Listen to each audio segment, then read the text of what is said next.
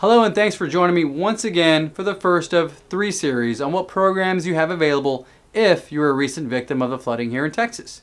If you saw my teaser video, I mentioned 3 options that you may have available if you're either a current or potential homeowner. And they were the FHA 203H loan, the FHA 203K, and the Fannie Mae Homestyle loan. But today we're talking about the FHA 203H, so buckle up because today we're driving right into the FHA 203H program.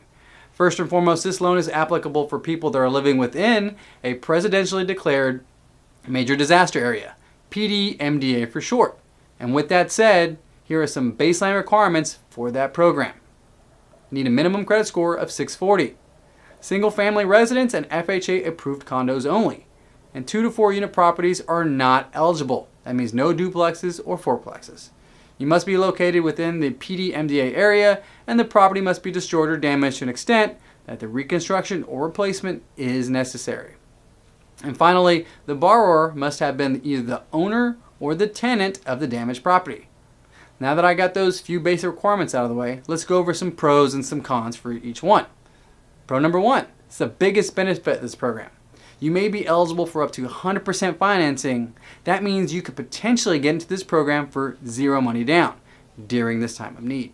Not too shabby. Number 2, another huge benefit to this program is when calculating your debt to income. The payment for your current home that is in the PDMDA is not taken into account, so you can qualify on the new purchase with the new projected mortgage payment. I'm going to stop right there and say this is a big benefit to this program, especially when you're trying to qualify for a loan. I've seen it kill a lot of deals. Number 3, it's available to the owner of the property in the PDMDA. Number 4, available tenants who are living in the property in the PDMDA. This opens the door up not just to the current owners, but to the tenants as well. It's big. Everyone can benefit from this. Number 5, you can still receive up to 6% seller concessions if you negotiate it in your purchase contract, just like you would with a standard FHA loan. Number 6, it's available for either a purchase or reconstruction of a home.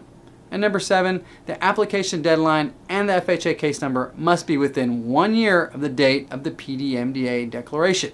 So you don't have to take advantage right away if you were affected by the flooding. You have time to get your affairs and your life somewhat back in order. Now, time to go over some non-pros. Since this is an FHA loan, there is an upfront mortgage premium that's rolled into your closing costs. That upfront mortgage premium is 1.75% of the projected loan amount. It's not an out-of-pocket expense, but it is a cost of a loan that will ultimately affect your APR. Number 2, again, because this is an FHA loan, there is a monthly mortgage insurance that is tied to the note for the duration of the loan term.